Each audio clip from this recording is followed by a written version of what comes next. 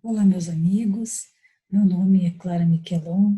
Eu faço parte do grupo de trabalhadores da Associação Espírita Humberto de Campos, aqui da cidade de Canoas, no Rio Grande do Sul. Hoje nós vamos tratar sobre um assunto muito importante, né, que é a obsessão. Mais precisamente, um tipo específico de obsessão que acontece de encarnado para encarnado. Para iniciar, então, essa nossa conversa, eu considero importante que a gente tenha a definição de dois conceitos, então, que compõem esse título, né?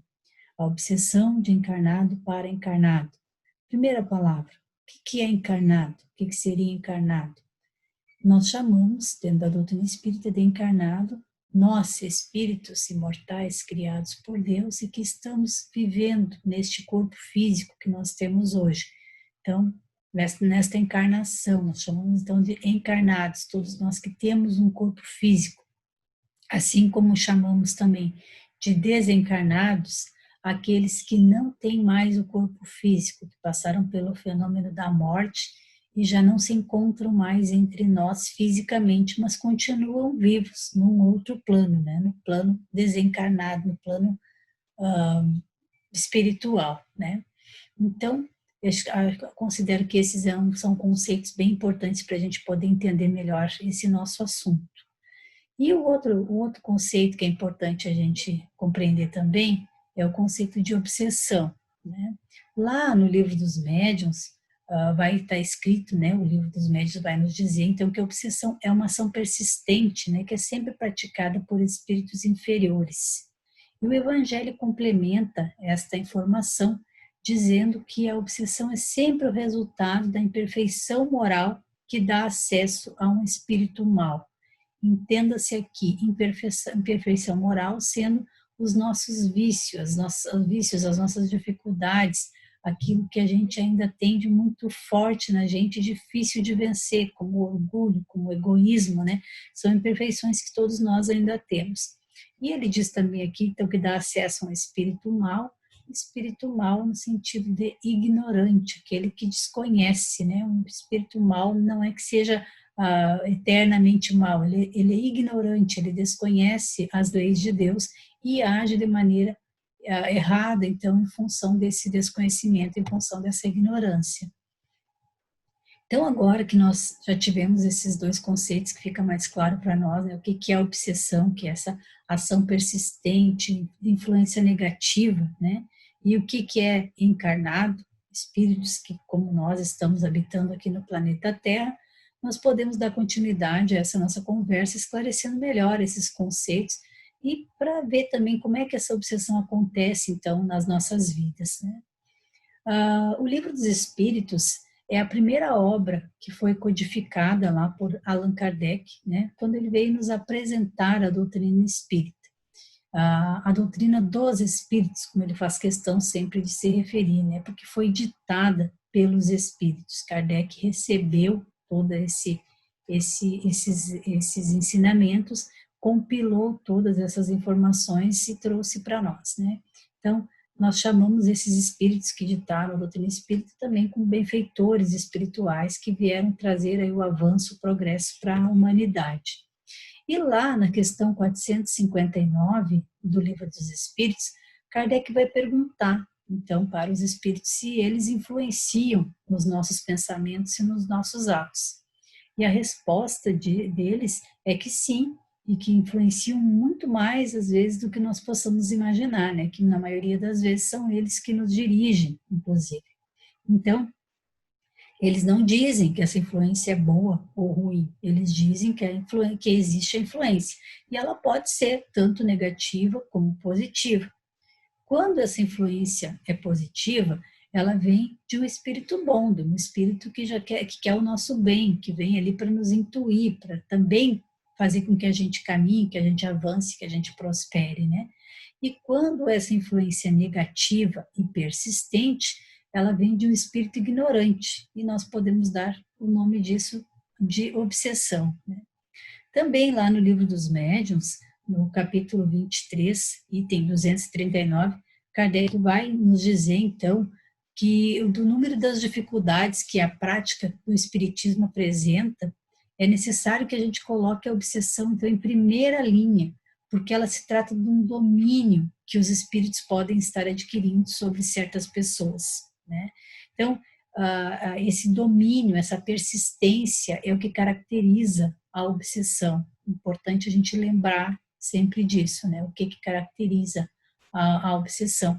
E o Kardec nos coloca essa observação em que a gente tem que levar isso muito a sério, como em primeira linha, como ele coloca ali, porque é uma situação muito complicada, difícil de sair, né? E fácil até, de certa maneira, de entrar em função das nossas imperfeições. E ele vai nos explicar, aí nesse contexto, então, que a obsessão, ela pode ocorrer de 4 formas, são 4 maneiras, né, de 4 tipos de obsessão, que elas vão acontecer, então, a obsessão de encarnado para desencarnado. Como é que acontece um encarnado obsidiando um desencarnado? A pessoa partiu dessa vida, um amado nosso partiu dessa vida, né? Passou pelo fenômeno da morte, e a gente entra numa situação de desespero, fica chamando e sofrendo muito por aquela pessoa. Ela também está num processo difícil, iniciando ainda a sua nova trajetória, se perturba em ver os seus amados sofrendo e não consegue avançar. Então, aí se caracteriza um processo obsessivo de encarnado para desencarnado. Esse processo também pode acontecer entre o contrário, né? Na forma contrária, do desencarnado para o encarnado. Como que isso acontece? Quando um espírito desencarnado, que está vibrando na mesma sintonia nossa, né? Percebe as nossas dificuldades, percebe as nossas imperfeições, fomenta isso em nós, e aí também passa a criar um processo obsessivo de desencarnado para encarnado. Também acontece o processo entre desencarnados, um obsidia o outro. E tem o processo de encarnado para encarnado, que é o tema desse nosso estudo de hoje, né? Mas tudo são processos, todos esses são processos obsessivos que podem acontecer diante dessas situações. E Kardec vai nos dizer, então, que são sempre espíritos inferiores que procuram dominar, porque os maus, os bons, jamais vão exercer qualquer tipo de constrangimento sobre nós, né? Eles estão sempre querendo o nosso bem, vão nos aconselhar, vão nos intuir, sempre para o bem. E quando a gente não aceita essa influência, quando a gente refuta esses conselhos, né? Eles preferem então se retirar e deixar que nós sigamos o nosso livre-arbítrio. Jamais eles vão interferir na nossa liberdade de escolha, o que não acontece com o processo obsessivo, no caso, que é sempre um domínio de um espírito inferior e que está sempre nos intuindo para o mal. Ele vai insistir nesses pensamentos para que a gente acabe sucumbindo, né, a essa vontade, né? Mas nós não somos vítimas. Isso sempre vai acontecer porque a gente permite. Existe em mim imperfeições que vibram na mesma sintonia desses espíritos desencarnados que preferem andar no caminho do mal, e com isso eles se aproximam de mim para que eu acabe também me comprometendo cada vez mais, né? Então sempre a imperfeição sempre tem que ter essa vibração, essa sintonia, os dois estarem vibrando na mesma sintonia. Com base, então, nessas afirmações, a gente pode dizer que a obsessão é sempre uma interferência negativa dos espíritos, né? Estando esses espíritos encarnados ou desencarnados. Tanto um quanto o outro, né? Eles influenciam, os espíritos influenciam nos nossos pensamentos e nos nossos atos e podem fazer como nos levar a viver esses processos obsessivos. Então, e a influência, se a gente for ver nessa palavra influência, é algo que faz parte da nossa vida. Nós somos influenciados o tempo todo. Nós somos influenciados pelos nossos pais, nós somos influenciados pelos nossos amigos, pelos nossos colegas de trabalho, pelos nossos vizinhos. Ou seja, a gente recebe e passa a ser influência, né, o tempo todo. Então, e a gente sempre vai encontrar alguém que vai estar sintonizando com a gente nessa mesma vibração, tanto para o bem quanto para o mal. E quando nós interferimos na vida do outro, né, ou quando o outro interfere na nossa vida, isso sempre vai causar transtorno. Como é que isso acontece, então? Uma pessoa dá uma ideia, a outra recebe. Simples assim, né? Sempre que se é fornecedor de alguma coisa, vai se achar alguém que queira comprar. Então, quem vai fazer uso de determinado tipo de droga, tanto lícita quanto ilícita, né, vai encontrar parceiros que vão fomentar aquilo, né, na pessoa, para que ela continue, permaneça naquela situação. Se ele não mudar, se ele não sair daquele contexto, né, mudando seus interesses, seu círculo de amizade, mudando até de cidade, de estado, se for o caso, dificilmente vai conseguir sair daquela sintonia, daquela situação ali. Então, os espíritos desencarnados, eles vão fazer esse mesmo processo, eles vão procurar identificar alguma fraqueza nossa e ali eles vão intensificar essas vibrações, né, sobre cada um de nós. Isso entre os encarnados vai acontecer a mesma coisa, né? O encarnado também, o nosso obsessor, geralmente, o obsessor encarnado, geralmente ele nos conhece, ele sabe das nossas fraquezas e vai estar fazendo uso disso para poder fazer valer a sua vontade sobre a nossa, né?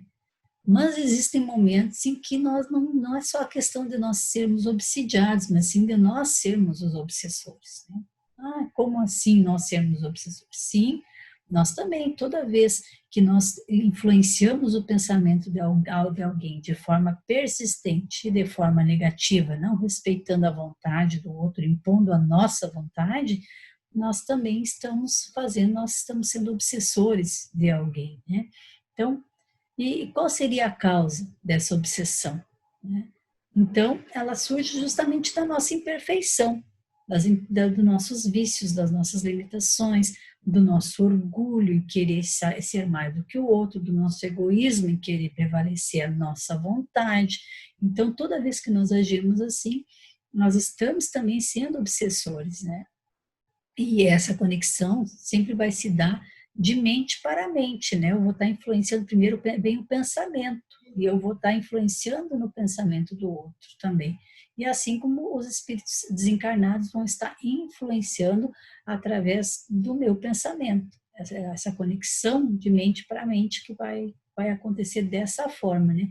E aos poucos isso vai interferir no meu falar, no meu agir, na minha conduta, né? Na minha vida como um todo. E então é bem difícil esse processo e a gente precisa ter bastante noção disso, né? Então, lembrando novamente lá no conceito da obsessão, é uma ação persistente, uma ação negativa, né? Nos hábitos da nossa convivência diária, dos nossos relacionamentos, é muito comum até quando a gente vê, a gente está envolvido em processos obsessivos entre encarnados e que isso muitas vezes vai criar problemas muito difíceis, muito sérios nos relacionamentos, né? Entre amigos, entre familiares, entre casais, né? É muito comum esse tipo de obsessão e acaba gerando consequências depois que acabam terminando com os relacionamentos. E a pessoa às vezes vai olhar para trás e nem lembra aonde isso começou, né? Devido aí o quê? A nossa imaturidade, a nossa ignorância, nós vamos abrindo espaços, então, para que na nossa mente, para que o nosso obsessor venha e se instale ali, né? E vai influenciar as nossas escolhas, com certeza. Então, nesse momento em que nós nos deixamos levar para o processo obsessivo, nós estamos esquecendo um precioso ensinamento de Jesus que já nos dizia, né, para a gente orar e vigiar. E a gente acaba expondo mais e mais as nossas fraquezas, as nossas dificuldades, né? Então, esses processos, eles vão se instalar de várias maneiras, né? Entre elas aí a maledicência, que é muito comum. A gente escuta uma coisa aqui, sai comentando ali, a gente, né, fica sabendo de uma coisa que nem sabe se é verdade, quando vê tu comenta e tu cria uma situação de ódio, de inveja, de malícia, né, de ciúme, de desconfiança, né? Então, é muito fácil se envolver nessas conversas e criar um processo obsessivo envolvendo muitas pessoas, não só um encarnado e outro, mas muitos às vezes na mesma situação, né? Então, A própria preguiça, o desejo de vingança, são imperfeições que nós temos ainda, né? Que nenhum de nós está completamente livre desses processos obsessivos, justamente porque eles são muito sutis e eles pegam nas dificuldades de cada um de nós, né? Então, todos nós temos as nossas dificuldades. Então, facilmente nós vamos ser influenciados ou influenciamos alguém nessas sintonias vibratórias, né? Nessas tendências negativas ainda. Kardec vai nos dizer também que a obsessão ela tem graus, né? Que a obsessão muitas vezes ela começa de uma forma simples, que ele chama já de obsessão simples, lá no livro dos médiuns, e ela se inicia com uma ideia estranha, com uma tristeza, com um pensamento qualquer, né, que tu nem identifica muito bem o porquê, nem como é que aconteceu, e quando vê está mergulhado num processo obsessivo bastante grave, né.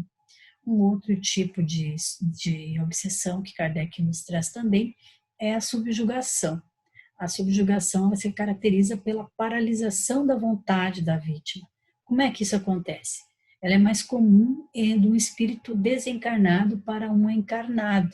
Então, quando o desencarnado exerce tal poder sobre o encarnado, que ele anula, paralisa a vontade daquele que está encarnado, e esse passa assim, ele assume o comando sobre o encarnado, e ele faz tudo o que o outro manda, né? Se ele mandar se ajoelhar, ele se ajoelha, se ele mandar deitar no chão, ele deita, e ele sabe que está sendo ridículo, mas ele não tem força para resistir àquele comando que está agindo sobre ele, né? A gente chama esse processo de subjugação. E temos também a fascinação, né, que Kardec nos coloca como a mais difícil de ser resolvida, no caso, porque, como o próprio nome já diz, ela se caracteriza pela ilusão, né, que a pessoa tem de alguma coisa e que ela faz com que algo que seja uma coisa idiota se transforme numa coisa sublime, numa coisa linda, numa coisa maravilhosa. E não adianta todo mundo dizer para ela que aquilo ali está errado, que aquilo ali não é bom. Ela vai seguir fazendo porque ela acredita cegamente que aquilo ali é maravilhoso, né? Que é muito bom, sim. Então, é muito comum a gente ver aí até algumas seitas, né? Onde as pessoas acabam se envolvendo nesses caminhos e acabam tendo um processo de fascinação coletiva, né, uma obsessão coletiva, onde as pessoas se entregam, inclusive, a um suicídio coletivo, todas juntas, achando que aquilo ali é o correto, porque foram instruídos a fazer isso dessa forma, né? E não conseguiram resistir a esse pensamento. Então, Kardec nos diz também lá no livro dos médiuns, no item 23, na questão 239, que se engana quem pensa que esse tipo de obsessão vai atingir só pessoas simples, ignorantes, desprovidas de bom senso. Não, eu estou livre disso. Não, ninguém está, né?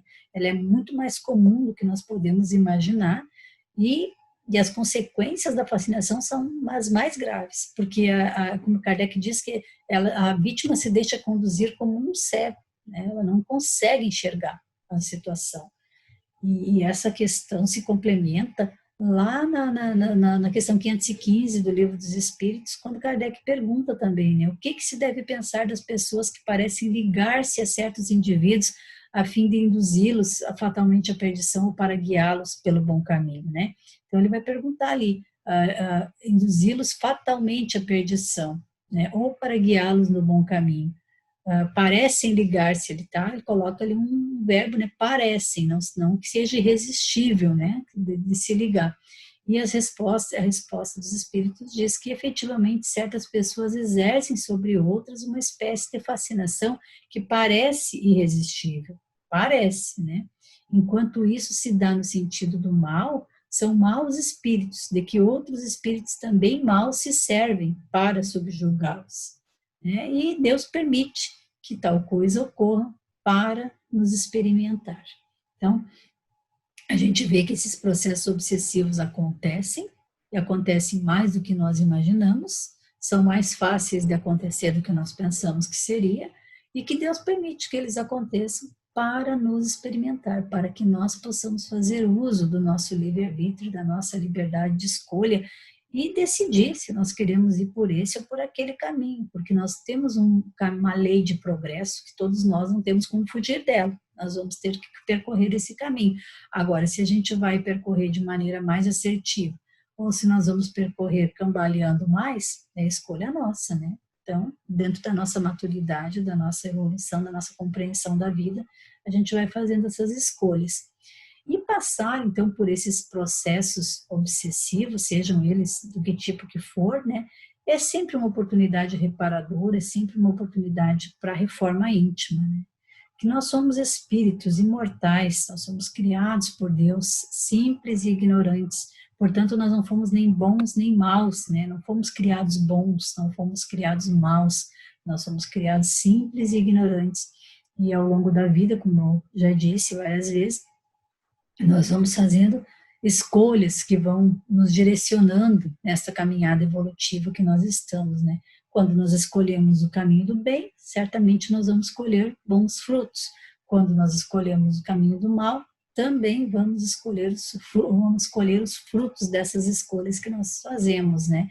Então, o nosso estado emocional é que vai definindo essas escolhas, a nossa condição evolutiva, aquilo que a gente vai aprendendo e assimilando na vida, né? Então, aquele que se sente influenciado de maneira negativa pela mente de alguém, seja encarnado ou seja desencarnado, vai aos poucos fragilizando as suas defesas, né? E vai abrindo esse espaço para que a obsessão atue, até desencadeando doenças físicas, doenças emocionais que ficam cada vez mais complicadas e mais difíceis de serem tratadas, né? Principalmente nos nossos dias, que nós ouvimos aí tantas pessoas com tantos problemas de saúde, né? E principalmente doenças emocionais que estão cheios de hospitais psiquiátricos atualmente, né? Tantas pessoas aí com essas situações de dor, de sofrimento psíquico, né? As dores da alma, como nós costumamos dizer. Mas falamos aí então sobre obsessão, colocamos o que é, como é que ela acontece, né? Os tipos de obsessão, os graus da obsessão. E agora nós vamos falar um pouquinho sobre o caminho para a cura desses processos. Tem cura? Como é que se cura? Sim, tem cura também, né? E se a gente estuda a doutrina espírita, a gente vai encontrar em vários pontos itens que nos apontam esses caminhos, né? Lá na questão 919 do Livro dos Espíritos, a gente já encontra uma boa dica que vai nos dizer assim, qual é o meio mais prático, mais eficiente para a gente se aperfeiçoar nessa vida, resistindo às tentações do mal. Então, como é que eu resisto ao mal? E Kardec vai nos trazer, então, a resposta dos Espíritos, que diz que um sábio da antiguidade já disse, conhece-te a ti mesmo, né? É conhecer-se a si mesmo, é um processo de identificar. Mas esse processo não é fácil e também não é rápido. E isso vai nos levar muitas encarnações até que a gente consiga alcançar esse autoconhecimento como um todo. Mas é preciso começar. E a doutrina espírita vai nos dando dica em vários pontos, né? Eu encontrei uma complementação lá na questão 685A, também do Livro dos Espíritos, onde está escrito que o autoconhecimento, ele se dá através da educação moral.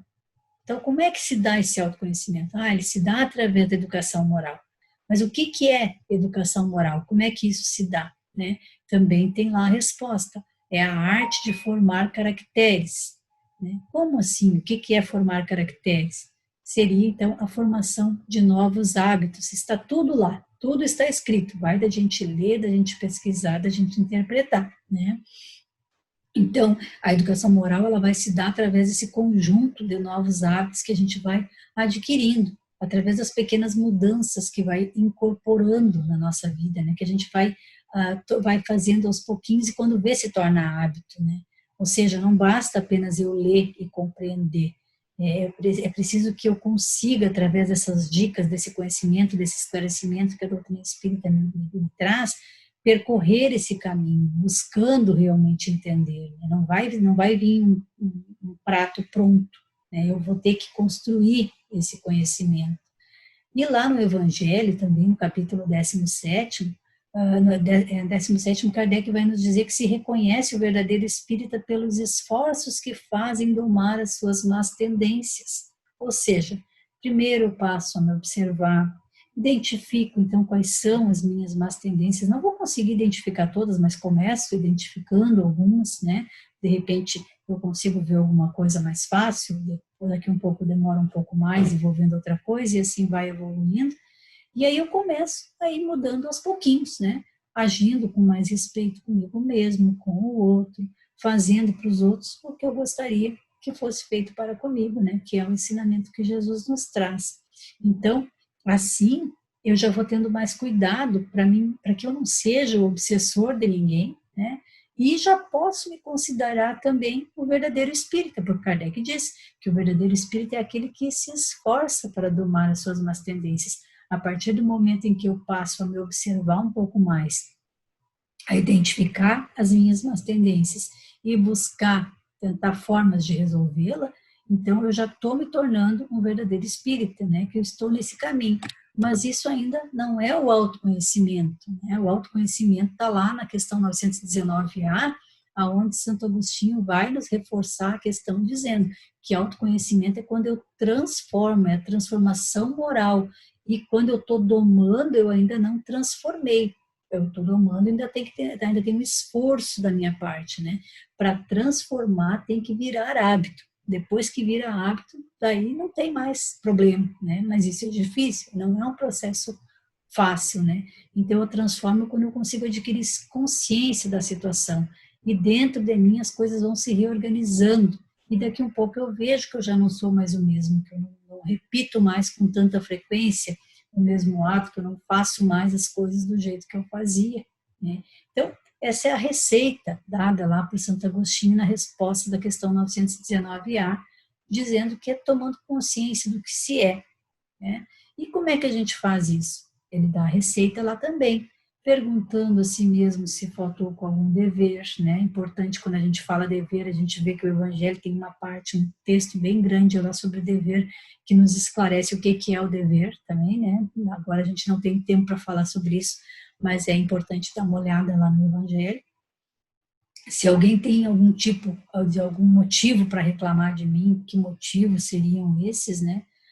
Por que que eu me deixo influenciar dessa maneira negativa pelos outros, ou por que que eu insisto em influenciar os outros dessa maneira também? É o momento em que eu vou olhar para a minha vida, para as minhas questões e me perguntar como é que eu tenho lidado com tudo isso, né? Com as minhas vaidades, com os meus melindres, com a minha inveja, com a minha raiva, né? Então, todos os sentimentos que estão dentro de nós e como é que a gente lida com todos eles, né? Então, eu vou assumir uma postura de autoconhecimento, onde eu vou estar colocando em prática o quê? O ensinamento de Jesus, orai e vigiai. Vigiai o quê? As minhas tendências, meus pensamentos, o meu íntimo, né? E assim eu vou orar, vou fazer a minha oração, pedindo a Deus que me auxilie nessa busca por mim mesmo, né? Para que eu possa ser capaz de ver realmente como é que eu sou, sem julgamento, sem culpa, mas com um forte desejo, com um sincero desejo de transformação moral, de melhorar, né? E peço força para poder resistir às más tendências, porque eu não tenho algumas tendências ainda em mim que eu ainda nem identifiquei, então, aquelas que eu já tenho condições, eu consigo ir trabalhando nelas aos poucos, né? Eu preciso identificar quem eu sou para poder chegar em quem eu quero me tornar um dia, né? Então, eu não sou uma simples vítima dos processos obsessivos, como nós acabamos de ver aqui. A gente viu quanto o nosso pensamento, a nossa vontade, as nossas atitudes vão estar em sintonia com essas vibrações, tanto para o bem quanto para o mal, e eu vou fazer as minhas escolhas, e eu tenho ferramentas que me ajudam a poder identificar tudo isso, né? Então, as formas que a gente tem aí nos conectar com o trabalho no bem, buscar boas vibrações, boas leituras, boas músicas, né? Tá em boa sintonia, boas conversas, né? Pedir sempre a proteção, né? Contra os processos obsessivos, a gente vai estar se protegendo de alguma forma, né? Tanto de espíritos encarnados como de espíritos desencarnados que ainda vibram em sintonias bastante inferiores, né?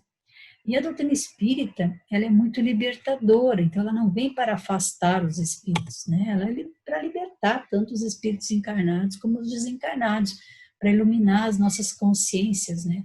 Nos trazendo paz, nos trazendo harmonia, equilíbrio, através desse avanço que as nossas ideias aos poucos vão tendo. Quanto mais a gente estuda, quanto mais conhecimento a gente toma das obras, a gente vai tendo mais condições de aplicar na vida e se melhorando e progredindo, né? Então, quando a gente está ligado a esse pensamento reflexivo, a essa autoobservação, fica mais difícil de nós sermos influenciáveis. Não é impossível, mas é mais difícil, né? Porque a gente vai estar mais atento, vai estar mais observativo, né? Observando melhor todas essas situações. Então, a gente pode perceber com tudo isso que o melhor processo de desobsessão acontece quando eu consigo seguir esses ensinamentos preciosos que Kardec nos traz aí na doutrina espírita, fazendo esforço então para identificar as minhas imperfeições, trabalhar nelas e fazer com que isso se torne hábito, né? Daqui um pouco consiga estar transformando realmente, né? Me transformando em alguém melhor, né? Seguindo esses ensinamentos que Santo Agostinho vai nos trazendo e finalmente chegando aí ao que Jesus já nos orientava aí com orai e vigiai, né? Ou seja, daqui para frente eu já tenho mais condições de estar mais atento, porque eu estou tendo conhecimento de tudo isso. Nesse momento, as nossas casas espíritas estão fechadas, né, em função da pandemia que nós estamos vivendo no mundo todo, né? Mas a doutrina espírita, como nós vimos, ela continua completamente à nossa disposição e nos oferece preciosas ferramentas que podem nos fortalecer e nos ajudar nesse processo obsessivo. Então, se eu percebo que eu estou passando por um processo obsessivo, eu posso me ajudar, mesmo a casa espírita não estando aberta, eu posso começar esse processo, eu posso começar através da doutrina espírita, aplicando esses princípios em mim, melhorando, né? Eu passo aqui, então, algumas dicas que são sempre fundamentais, né, que é a prece, que é um momento de profunda conexão com Deus, onde a gente pode abrir o nosso coração, mostrar realmente quem somos, né, pedir força, pedir coragem, para a gente poder enfrentar as dificuldades da vida e seguir em frente. Outra dica, o Evangelho no Lar, onde a gente se reúne com a nossa família, com os nossos amados, buscando nos fortalecer em grupo, né, tendo harmonia, tendo equilíbrio, para aceitar as nossas próprias diferenças, que a gente começa em casa, né, aceitando o outro e o outro nos aceitando, para que a gente consiga conviver bem, né. A palestra espírita, como essa que nós estamos, esse momento que nós estamos conversando aqui, que mesmo online é uma ferramenta educativa, nos auxilia nessa reflexão sobre a vida, né, sobre o nosso proceder, nos fortalece para as nossas tomadas de decisão na vida, para a nossa tomada de consciência do caminho do bem e do mal, né, que a doutrina espírita nos esclarece muito a respeito disso. Perdão, que é outro recurso precioso, né. Então, muitas vezes a gente se envolve num processo obsessivo pela vingança, pela raiva, né, pelo ódio de alguém, e o perdão é sempre um excelente remédio, né?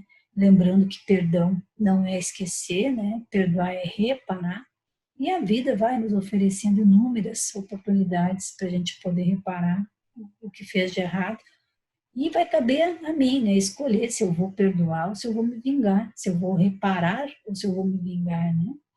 E sempre que tiver a oportunidade, vincular-se a um trabalho no bem, auxiliando a quem estiver ao nosso lado na nossa caminhada, né? Então tem tanta gente precisando, principalmente aí nos nossos dias em que está mais difícil, mais complicado de se ter um contato físico com as pessoas, mas nós podemos nos fazer presente através de uma mensagem, através de um telefonema, através de uma mensagem de vídeo, né, de um e-mail, sei lá. Hoje em dia temos tantas formas que é possível. Podemos ajudar as pessoas que estão necessitadas, precisando de alimento, precisando de roupas, precisando de agasalhos, que nós entramos aí agora no inverno, através da doação de sangue, que tem tanta gente precisando. Ou seja, nós sempre podemos nos engajar em alguma coisa que dê sentido para a nossa vida, né? Porque para nos comprometer com uma causa, com um ideal que faça com que a gente consiga olhar para o nosso próximo, né? O sofrimento do outro me atinge, de alguma forma eu possa colaborar e diminuir um pouquinho essa dor que ele está carregando, né? Eu não vou resolver a vida dele, mas se eu consigo colaborar, eu vou diminuir um pouco, e isso também é fazer a minha parte, né? Cabe a parte que nos cabe. Ou seja, depois disso tudo que nós conversamos aí, podemos concluir que o melhor antídoto que nós precisamos buscar, né, para a nossa vida está na aplicação do Evangelho de Jesus, né? Fazendo bom uso das ferramentas que a doutrina espírita coloca aí à nossa disposição.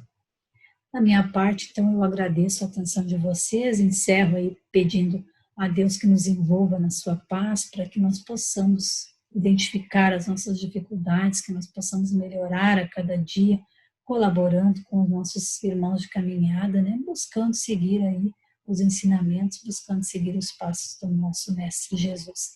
Muita paz a todos, muito obrigada pela atenção.